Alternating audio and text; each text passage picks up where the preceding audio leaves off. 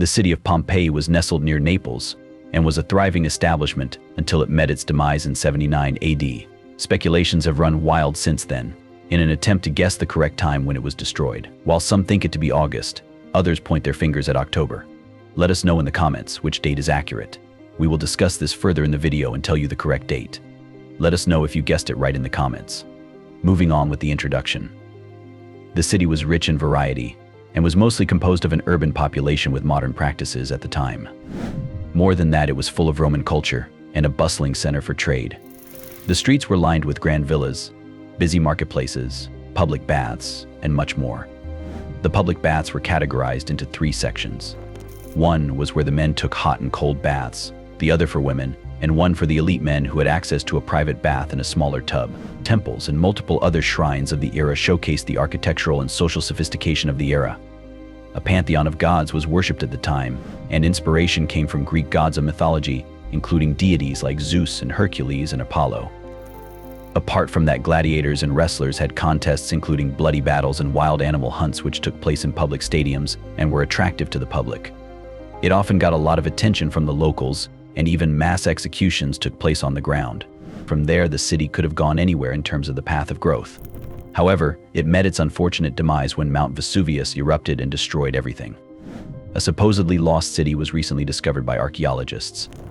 Thanks to modern equipment and machinery, a lot has been uncovered about the place.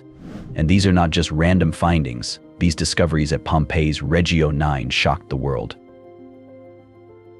1. The final eruption. Now, one must consider why a discovery list with the final eruption exists. But with the eruption, the story of Pompeii begins, well, at least for us. Look at it this way. While 24th August is considered to be the doomsday of Pompeii due to the volcanic eruption that engulfed the people and the city and all that crossed its path, it is due to this very phenomenon that whatever was left of this establishment can be excavated and studied. But before moving ahead, it is for the best that you have the context to consider where we are going with this. So brace yourselves to witness a catastrophic event, unlike any other. So it was an ordinary day for the citizens of Pompeii on 24th August AD. The city housed around 20,000 people at the time before its ultimate destruction. While most common men were busy with women, engaging in pleasurable activities and inscribing somewhat vulgar graffiti on the walls, others were also. Gladiators and wrestlers were preparing for events in stadiums meant for practice. The trade business was bustling as usual. The rest were enjoying some good old Pompeian wine with freshly baked bread and possibly having the last good meals of their life. While everything was going well, Mount Vesuvius had other plans for the city and its people. During midday, smoke started erupting from its peak, which seemed ordinary to the one who witnessed it at first. Pliny the Younger and his mother were the first who thought of smoke erupting from the volcano to be more than just ordinary smoke and leading to something big. When Pliny the Elder, a Roman author and philosopher who wrote books on nature, asked them to calm down, it was not sitting well. He discarded it away as just some smoke and said that Jupiter was trying to show its presence. He couldn't have been more wrong. While the mountain was known to be dormant for years, it seemed that all that was bottled up was now ready to be unleashed. While at first it was just ash and thick black smoke, it soon turned to rocks and lava along with other debris being shot at the city and its people at an incredible pace. At this moment, it was starkly clear that it might be the last day of Pompeii and all its residents. Scientists today estimate that the amount of destruction that followed that day can be surmounted by over 1,000 atomic bombs being dropped on the city at once. For reference, consider this. Only one atomic bomb was dropped on Hiroshima and Nagasaki, which was enough to wipe them out of existence. This puts things into perspective of the damage that followed that day. It was the pyroclastic flows that sped up the process of destruction and the sheer amount of misery that was brought upon the people of Pompeii. Pyroclastic flows are fast-moving currents of ash and other moving matter that are exposed within nature during or after a volcanic eruption. This is what happened on that day in Pompeii. This flow that carried elements such as rock, ash, lava, and thick black smoke covered the clouds and lands alike, uprooting the trees and causing people to die a terrible death. While some choked on the smoke from the thick smoke that covered the air, others were caught in debris. Some were unfortunate enough to be crushed by rocks and other structures that fell due to the severe tremors that shook the grounds. Most of the people ran for their lives, as seeing countless individuals perish in front of them was enough to make them run for their lives. Others thought it best to hide in shelters and other bunkers and wait out the explosion. Some odd 2,000 people hid in the bunkers, not knowing that they would never make it out alive in one piece. This is a brief account of the damage that the volcanic eruption covered. Moving further in the video, we will unravel the mysteries of how it preserved the city of Pompeii, or what was left of it. This brings us back to our first point of starting this video with the city's demise. The immense amounts of ash that spewed from the gigantic mountain preserved the city's structures and its people in thick layers of white substance. This made it possible for the current-day archaeologists, historians, and researchers to study the site in great depth and find out what remains. Some of these findings have changed the way we used to look at Pompeii. While much of its secrecy has been buried deep in the ground, with some to never be discovered, these have been enough to broaden the perspectives of many. 2. People who suffered obnoxiously. An area known as Insula 10 in Regio 9 was used for farming, before becoming an archaeological park in 2015. Excavations revealed a 2,000-year-old public laundry, which was restored and opened to the public for the first time. The laundry had huge baths and vessels for washing clothes. An uncommon tradition of this bath was to collect urine from the public urinals and use it to wash tough stains from clothing. The next step was to dry the clothes out in the sun by hanging them on the roof. Post-excavations, 3 bodies were recovered from the site that were covered in thick layers of ash. Bodies that were recovered were of 2 adult males, who were anywhere from between 18 to 25 and 30 to 40 years old. The other was a child. DNA testing revealed that these 2 adults and the child were not related. The child seemed to be wearing a woolen cloak, signifying that he belonged to a high-class society within the region. 3. An unborn child. If you feel that the laundry people suffered an unimaginable fate, wait until you hear about this next one. Welcoming a newborn baby into the world brings an insurmountable amount of joy for the mother and father alike, which cannot be expressed in words.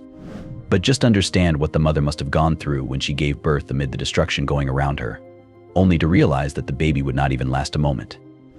The findings that archaeologists and excavators came through to reveal this very scenario, despite the complications of pregnancy and the care a child requires on being born, seemed too far-fetched at the moment. Instead, the child was welcomed into this world in Pompeii with astonishing amounts of ash and other volcanic material, with temperatures of a raging 100 degrees which took away its life instantly. If this wasn't enough, another part of the city unfolded a similar incident. A pregnant woman's body was recovered, who was supposedly 36 weeks into pregnancy. While she had plans of welcoming her child into the world, the eruptions claimed both of their lives, and the baby unfortunately died still in its mother's belly. 4. The 2 maidens. Archaeological findings of the 20th century revealed a rather mysterious finding, which even left scientists and researchers confused. An ongoing project to CT scan the plaster casts has assisted greatly in preserving what was left of the city. Apart from structures, it has helped recover human bodies, which can help provide a deeper perspective of what they were like in their final moments. Out of the 1,100 casts that were studied, these left the scientists confused, as the analysis was tougher than thought. This is what the team had to say about the supposed couple, which was discovered. One of the fallen lies on the left side, the head pointing to the east and the legs, a bit contracted, to the west. The left hand is folded near the head, in the ashes, and the right is under the chin, as if to push away something obstructing the mouth and preventing breathing. The other person is bent on the right side with his head on the breast of the first. And this pose against the abdomen of the first fallen, the right arm buried in the ashes, the left gently bent under the breasts, the legs with full and tender female contours, one more, one less contracted, as of someone sweetly reclining to sleep an eternal sleep in a protective womb. The initial interpretations pointed in an obvious direction, that the 2 bodies recovered were supposedly a couple expressing their gratitude towards each other in their final moments. Advanced CAT analysis revealed both the bodies of 2 men. While there was no clear relation being established between them, it is supposed that they were lovers as well. DNA testing did not show any similarities between them. They were no father, son, and brothers. Also, there was an age difference between both of them. One of the males is said to be above 20 years old. The other one, who had his head laid down on the other's chest, is supposed to be 18 years old. While their final move seems to denote a female notion of expressing love, this is the conclusion that scientists have arrived at. However, it is yet another reminder of the unfortunate fate that the people of Pompeii suffered that day. 5. A loyal friend. Man's best friend is always recognized for his loyalty and undying love for the owner. As sweet and cuddly as these creatures are, they often end up suffering or being abandoned by the ones they trusted the most. What makes them more pitiful is the fact that they can't speak and only express themselves by barking and bodily gestures. If they had been able to speak, Bimbo the dog would have asked that day to be released. Unfortunately, the dog perished along with the owner in the eruption. Archaeologists came across his plaster on 20th November 1974. He was the pet of a rich man in Pompeii. When the man sensed danger in the air, he immediately fled the scene, leaving Bimbo still tied to his leash in the atrium. The specific area where the dog was tied was used to collect rainwater. He struggled for a while, trying to release himself from the leash in any manner possible, but his struggle was futile. Finally, he accepted his fate and suffered as the ash gathered around him, and he took his last breath, dying on the spot. 6. Pliny the Younger's account. Remember Pliny the Young, the beloved nephew of Pliny the Elder, the philosopher who suspended the ash as a common phenomenon. Pliny the Young was out of those lucky ones to have survived the disaster. While he kept on insisting to his uncle that this event was not normal, he did not listen to him and ended up suffering with the rest. It is through Pliny the Young's account that we get to have a look at what happened that day. While archaeologists have been able to recover a great deal of all that was going about in the city on 24th August, an actual account from the viewer's eye who was present at the moment is surely different. He wrote 2 letters to the historian Tacitus, and in one of them, he went off to describe how people covered their heads with pillows, the only defense against a shower of stones, and how a dark and horrible cloud charged with combustible matter suddenly broke and set forth. Some bewailed their fate, others prayed to die. Pliny, only 17 at the time, escaped the catastrophe and later became a noted Roman writer and administrator. His uncle, Pliny the Elder, was less lucky. Pliny the Elder, a celebrated philosopher, at the time of the eruption, was the commander of the Roman fleet in the Bay of Naples. After Vesuvius exploded, he took his boats across the bay to Stabia to investigate the eruption and reassure terrified citizens. After going ashore, he was overcome by toxic gas and died. 7. The actual date of the disaster.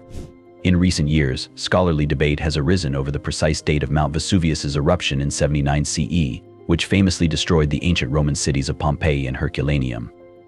Traditionally, August 24th has been accepted as the date based on accounts from Pliny the Younger, whose letters provide brief descriptions of the catastrophic event. These texts, however, exist in varying versions with different dates. This has led to speculation and reconsideration of the actual date on which it might have occurred. Archaeological discoveries have not helped the debate but added complexity, making it even more complicated. Some scholars argue for an autumnal eruption, possibly around October 24th. There is concrete evidence such as the clothing worn by victims and the presence of braziers, which they suggest would be unusual in the summer heat of southern Italy.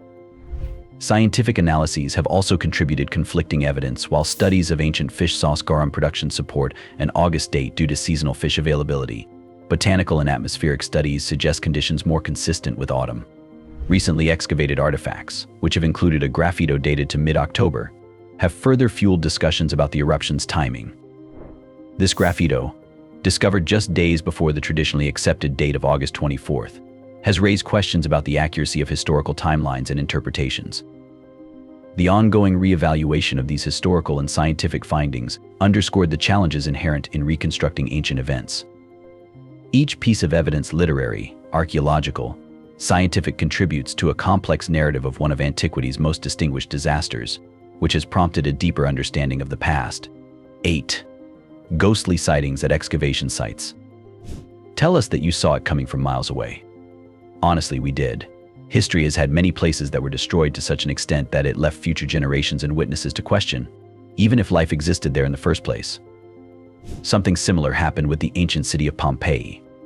While there have been several accounts of excavations and discoveries providing a detailed account of the life of these people and the moments before the disaster, there are still mysteries that are unsolved to this day. The closest encounter of what happened that day comes from Pliny the Younger's letter, but even that does not tell anything about this, because Pliny never returned here. The people who fled are a different story, but what about the people who could not or did not even get a chance to escape? What about the souls who thought to wait out the disaster only to suffocate and lose their lives, never to see another day again? We guess that these restless souls still wander today at the site of Pompeii. Visiting it today seems like a ghost land. The area is massive, and even with hundreds of tourists and researchers there, it seems deserted and gives an overall eerie vibe about the place. There have been several who have had encounters with entities that still wander the place. Here is an account of one of the travelers who visited the city in 2020 and documented his visit. This is what he said about the city and the journey of reaching there. The drive from Sorrento to Pompeii is not for the faint of heart, as the road clings precariously to mountain cliffs with steep drops, setting the stage for the extraordinary experience that awaits. Upon arrival, visitors might expect Pompeii to resemble other ancient ruins, with mere fragments of a past civilization, but instead, they are greeted by a remarkably well-preserved city, frozen in time by the 15 to 20 feet of volcanic ash from Mount Vesuvius's 79 AE eruption. A visit is not complete without witnessing the haunting plaster casts of the victims of the eruption, which offer a poignant glimpse into the final moments of Pompeii's inhabitants. On other accounts, people have claimed to report unusual paranormal activities while they visited Pompeii. A few popular stories among tourists include a woman who was witnessed near the site of the area first affected by the eruption. She is known to wear a white dress and has a black veil on. Some believe that she is looking for her lost family or other survivors from the tragedy that occurred that day. Remember Bimbo the dog? Some have reported apprehension of a dog roaming around the ruins. Coincidentally, it is around the same spot where the dog was said to have lost his life when still stuck on the leash. Additionally, when people try and chase after it, it vanishes away, presenting various speculations among visitors. Other common occurrences include someone watching over people as they dive deeper into the ruins of once a thriving city and cold spots at certain places. All these theories and sightings have left paranormal investigators speechless. While there is no concrete evidence of much of it, the ghost sightings of Pompeii seem to remain a mystery. 9. Ancient bakery and delicacies of that time. Before the eruption of Mount Vesuvius in 79 AD, Pompeii was a bustling city with a rich culinary culture, vividly preserved in the ruins discovered centuries later. One of the most remarkable finds is the ancient bakeries, which were integral to Pompeian daily life. Archaeologists have uncovered several well-preserved bakeries, complete with millstones and ovens, which go on to illustrate the importance of bread in the diet of Pompeians. Additionally, the bakery of Modestus still has fragments of carbonized bread loaves, which were typically round and scored into segments, resembling modern-day focaccia. These loaves provide a fascinating glimpse into the dietary staples of the time. Wine production was another significant aspect of Pompeian life. The fertile volcanic soil around Pompeii was ideal for growing grapes, and the city was renowned for its wine, which was exported throughout the Roman Empire. Excavations have revealed numerous vineyards and wine presses, as well as amphora used for fermenting and storing wine. Frescoes depicting grape harvesting and wine drinking highlight the cultural importance of wine in Pompeii. Along with wine, flatbreads were also common in Pompeian cuisine. Made from wheat flour, water, and sometimes olive oil, these simple breads were baked in communal ovens and often served with toppings such as cheese, olives, and herbs. This can be compared to a modern-day pizza, which is enjoyed throughout the world with several toppings. The discovery of carbonized loaves and kitchen utensils in the ruins provides detailed insight into the baking techniques and dietary habits of the time. Together, these elements paint a comprehensive picture of a sophisticated culinary scene in Pompeii, reflective of the city's prosperity and cultural richness before its sudden destruction. The combination of well-preserved bakeries, vineyards, and residues of flatbreads offer a unique window into the daily lives and diets of the ancient Pompeians. 10. Mythological frescoes. Excavators and archaeologists have worked relentlessly to present to the world all that was discovered in Pompeii. Their discoveries provide great insight into the cultural and historical heritage of the place. It also tells volumes about the culture the Romans used to follow at the time. It also speaks loads about their quality and craftsmanship, which was respected and appreciated all over the town by its people. Much of this artwork was discovered in the villas and houses of the wealthy. This also gives a perspective of the expensive and fine taste that the elite class of that time had. Frescoes are created by pigment being applied to wet plaster. There are 4 famous styles of frescoes: incrustation style, architectural style, ornate style, and the intricate style. All of these styles have been popular from around the 200 BCE to 20 CE. With no television and radios at the time, the frescoes used to be a source of entertainment. The most famous artwork includes that of mythological gods which were supposedly praised at the time, depending on their attributes. For instance, the frescoes of Apollo and Daphne capture the dramatic moment when Daphne transforms into a laurel tree to escape Apollo's pursuit. Another portrays the abduction of Europa by the Greek god of lighting Zeus. Rarely, someone might not know who Zeus is, but if you still don't get the reference, imagine the final battle of God of War 3. As gruesome and thrilling as it was, let's come back to the topic at hand. The second fresco often highlights the themes of power and seduction. With brothels in almost every corner of the city, it is fine to believe that seduction and pleasure were a practiced trade at the time. Another place of importance in this context is the House of Veti, which contains multiple significant and, more importantly, well-preserved frescoes. One of them is shown to depict Hercules as a child strangling serpents, which is often associated with the aspect of strength and divine favor. Also, an incredible tale is told of the tragic poet that features a fresco of Achilles being discovered among the daughters of Lycomedes, which in turn blends the themes of heroism and cunning.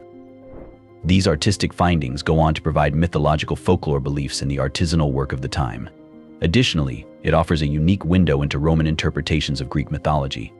This goes on to showcase the importance that was given to the art of storytelling and complex characterizations. 11. Modern findings and excavation. Pompeii is one of those rare sites that has provided new findings to archaeologists even after a continuous excavation of over 275 years. To this day, it goes on to provide vast information on a few interesting fronts, such as the lifestyle of people, eating habits, hierarchy within the society, praised deities, and military aspects. Most of that has been covered in the video so far, but what about the tools and equipment that made it possible? Let's talk a bit about these as well. Using the latest Geographic Information System (GIS), Professor Alison Emerson of Tulane University has digitized everything they can at Porta Nocera. The Pompeii Point 14 project team used drone imagery, terrestrial photography, and a technique known as structure from motion photogrammetry to create a base map and a 3D model of the site. As per Alison Emerson, the tech we've introduced makes our work so much better. It allows us to contextualize what we're finding in ways I just couldn't imagine 10 years ago. Emerson showed keen interest in the accurate structure within the block for multiple reasons. First, it's among few buildings that have had less interference and disturbance from digging or tourism. It was not fully cleared of volcanic material until the 1990s and has barely been explored since. Second, the building is very similar to others that once stood in a neighboring city but were lost to construction and poor documentation, as earlier documentation was being through handwritten material and human drawing. Emerson expects the findings from the Pompeii.14 project to answer questions regarding the economy, ports, and infrastructure in 79 CE. Professor Alex Elvis Badillo is leading the GIS data collection workflow. He is the head of the project's Digital Data Initiatives team. As per him, archaeology is interesting in that when you're excavating, you're kind of killing your informant at the same time because you're digging and destroying. As they dig deeper, information from above is gone. But thanks to the documentation capabilities of GIS on the iPad Pro and the ability to record and explore data in layers, the team avoids information destruction. GIS enables them to capture substantial details at the moment, integrate with other source data, and generate a reliable web scene they can explore remotely. The data comes together in a GIS-enabled digital twin of the excavation site filled with breathtaking visuals they can return to whenever they wish and continue analyzing and drawing conclusions about what life was like in ancient Pompeii. As we draw this exploration of Pompeii to a close, we reflect on the profound insights gained from studying this ancient city, frozen in time by the catastrophic eruption of Mount Vesuvius in 79 AD. From the bustling streets lined with grand villas and vibrant marketplaces to the tragic final moments of its people, Pompeii reveals extraordinary aspects of Roman life. We have uncovered how the eruption transformed a thriving urban center into a monumental archaeological site, where every discovery from ancient bakeries and mythological frescoes to the remains of individuals and animals tells a story of a world lost to disaster. We have seen how modern technology, from advanced GIS techniques to detailed scientific analyses, continues to unravel the mysteries of this ancient city. These methods not only preserve Pompeii's physical structures, but also offer new ways to interpret the past and understand the lives of those who once walked its streets. Yet, Pompeii also stands as a reminder of nature's power. The artifacts and sites we have explored provide not just historical knowledge, but also evoke a sense of empathy for the lives cut short by the eruption. The ghostly tales and eerie atmosphere that surround Pompeii today serve as a testament to the enduring impact of this historical event. In our journey through Pompeii, we have not only discovered facts and figures, but also connected with a distant past through the eyes of its people. Thank you for joining us on this journey through time. We hope this exploration of Pompeii has deepened your appreciation for this remarkable city and the stories it holds. Be sure to let us know your thoughts in the comments below, and stay tuned for more historical adventures and discoveries in our upcoming videos. Until next time, keep seeking the stories of the past and let history inspire your journey forward.